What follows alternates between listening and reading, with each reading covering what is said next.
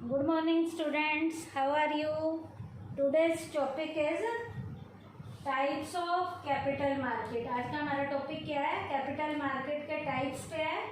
Capital market को बेटा two parts में डिवाइड किया हुआ है। फर्स्ट प्राइमरी मार्केट है, सेकंड सेकेंडरी मार्केट है। प्राइमरी मार्केट को अब हम स्टार्ट करेंगे। सबसे पहले प्राइमरी मार्केट का मीनिंग क्या है? It refers to that market in which securities are sold for the first time for collecting long term capital. बेटा प्राइमरी मार्केट एक ऐसी मार्केट होती है जिस मार्केट में बेटा सिक्योरिटीज को सबसे पहली बार नई सिक्योरिटीज को बेचा जाता है इस मार्केट में, ताकि लॉन्ग टर्म की कैपिटल को कलेक्ट किया जा सके। प्राइमरी मार्केट क्या है? एक ऐसी मार्केट जहां पर सबसे पहली बार सिक्योरिटीज को बेचा जाता है ताकि लॉन्ग टर्म की कैपिटल को टाइमली अच्छे से कलेक्ट किया जा सके। It refers to that market in which securities are sold for the first time for collecting long term capital. This market is concerned with new issues. बेटा इस market में सिक्योरिटीज को पहली बार बेचा जाता है तो इस मार्केट का कंसर्न नए इश्यू से होता है। Primary market is also called new issue market. Primary market का एक और नाम भी है, क्या? New issue market. NIM, N का मतलब न्यू, I का मतलब इशू, M का मतलब market. Through the medium of this market both the newly established companies as well as the existing companies collect capital। इस मीडियम से नई एस्टेब्लिश कंपनी के साथ साथ एग्जिस्टिंग लेवल की कंपनीज भी इस तरीके से कैपिटल को कलेक्ट करती हैं। क्या? Through the medium of this market both the newly establish companies as well as the existing companies collect capital. In this market, the flow of funds is from savers to borrowers। इस market में fund का flow saver से borer की तरफ चलता है। इस market में फंड का फ्लो जो है वो सेवर से बोरर्स की तरफ चलता है। Hence it helps directly in the capital formation of the country। ये मार्केट बेटा डायरेक्टली देश के कैपिटल के फॉर्मेशन में अपनी पूरी प्रॉपर तरीके से क्या करती है? हेल्प करती है। द मनी इंक्लूड्स, या हम ये भी कह सकते हैं the money collected from this market is generally used by the companies to modernise the plant, machinery and building for expending business and for setting up new business unit। इस market में जो मनी कलेक्ट की जाती है उस पैसे का use ज़्यादातर कंपनी को मॉडर्नाइज करने के लिए, प्लांट, मशीनरी, बिल्डिंग का सेटअप लगाने के लिए, एक नए बिजनेस की यूनिट को एक्सपेंड करने के लिए, या नई बिजनेस की यूनिट को सेटअप करने के लिए इस पैसे का यूज जो है कंपनीज के द्वारा आमतौर पर इन कामों के लिए किया जाता है। क्या क्या काम करने के लिए? To modernise the plant, machinery and building for expending business and for setting up new business unit. बेटा ये कैपिटल मार्केट थी। कैपिटल मार्केट कैसी मार्केट होती है? एक ऐसी मार्केट होती है जिस मार्केट में सबसे पहली बार सिक्योरिटीज को लॉन्ग टर्म की कैपिटल को कलेक्ट करने के लिए बेचा जाता है। बिल्कुल न्यू सिक्योरिटीज सबसे पहली बार इस मार्केट में लॉन्ग टर्म की कैपिटल को कलेक्ट करने के लिए बेची जाती है। अब बेटा इस मार्केट की फीचर्स क्या क्या हैं? इस मार्केट के नेचर के पॉइंट क्या हैं? फीचर के पॉइंट क्या क्या हैं? तो इसकी पहली फीचर है it is related with the new issue. इस मार्केट का रिलेशन नए इशू से है। The first important feature of the primary market is that it is related with the new issue. Primary market की सबसे बड़ी क्वालिटी क्या है? ये एक ऐसी मार्केट है कि इस मार्केट में सिक्योरिटीज को सबसे पहली बार बेचा जाता है। whenever a company issue new shares or debenture, it is known as initial public offer. इस मार्केट में जब सबसे पहली बार शेयर और डिवेंचर को बेचा जाता है तो उसे इनिशियल पब्लिक ऑफर का नाम दिया जाता है। तो ये मार्केट एक ऐसी मार्केट है जिसका रिलेशन किससे होता है? न्यू इशू से होता है। Second, it has no particular place. इस मार्केट का कोई भी एक प्रॉपर पर्टिकुलर लेवल का प्लेस नहीं होता। प्राइमरी मार्केट का कोई भी पर्टिकुलर लेवल का प्लेस नहीं होता। Primary market is not the name of any particular place. Primary market किसी भी पर्टिकुलर प्लेस का नाम नहीं है, but the activity of bringing in new issues is called the primary market. लेकिन इस मार्केट में नए इशू को लाने का काम किया जाता है, इसलिए इसे कौन सी मार्केट का नाम देते हैं? प्राइमरी मार्केट का नाम देते हैं। क्या? Primary market is not the name of any particular place. Primary market किसी भी एक पर्टिकुलर प्लेस का नाम नहीं है, but the activity of bringing in new issues is called the primary market. लेकिन यहाँ पर नए इशू को लाने की एक्टिविटी की जाती है, इसलिए इस मार्केट को प्राइमरी मार्केट का नाम दिया जाता है। थर्ड इसकी फीचर है, it has various methods of floating capital. इस मार्केट में कैपिटल को फ्लोट करने के कई मेथड हैं। इस मार्केट में कैपिटल को फ्लोट करने के कई मेथड हैं। उनमें सबसे पहले मेथड का नाम है पब्लिक इशू। पब्लिक इशू क्या होते हैं?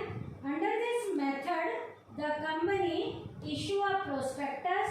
इस मेथड में कंपनी जो है प्रोस्पेक्टस को इशू करती है। इस मेथड में कंपनी किसको इशू करती है? प्रोस्पेक्टस को इशू करती है। And invites the general public to purchase shares और डिवेंचर। प्रोस्पेक्टस को इशू करके कंपनी जो है आम लोगों को इनवाइट करती है कि आओ और शेयर्स और डिवेंचर को क्या करो? परचेज करो। इसे हम किसका नाम देते हैं? पब्लिक इशू का। क्या?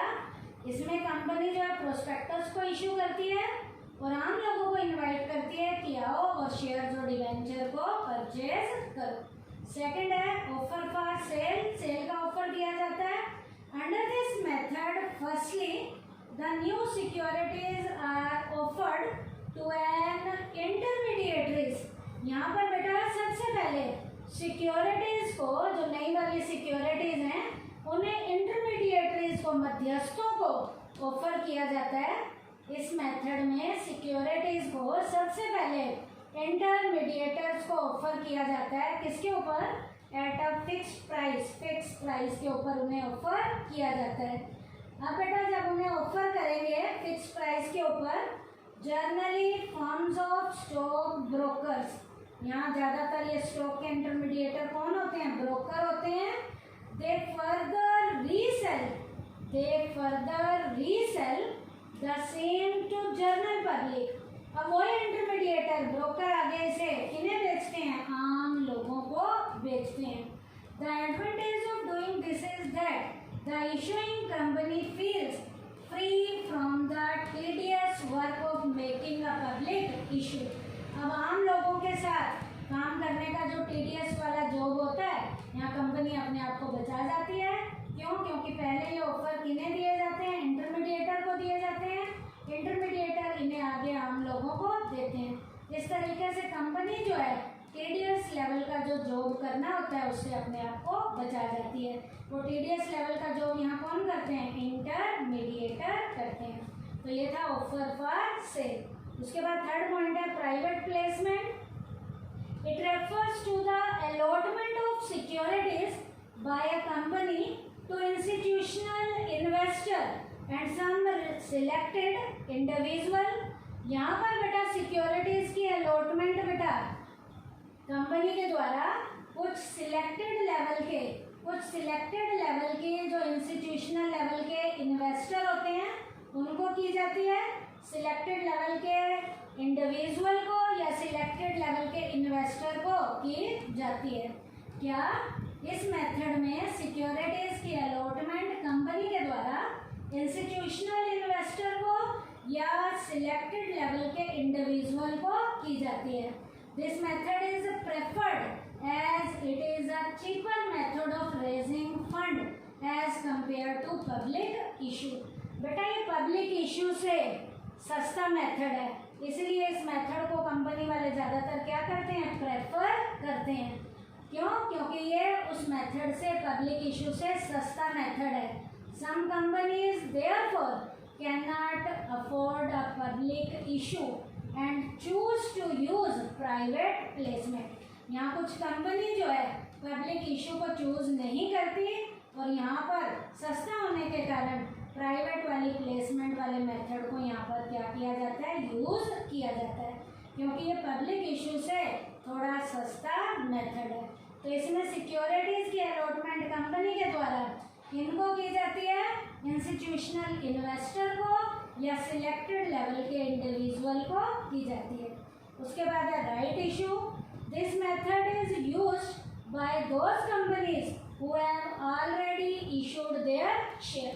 ये मेथड एक ऐसा मेथड है जो कंपनी के द्वारा यूज किया जाता है जिनके पास पहले से ही शेयर जिन्हें क्या किए गए हैं, इशू किए गए हैं।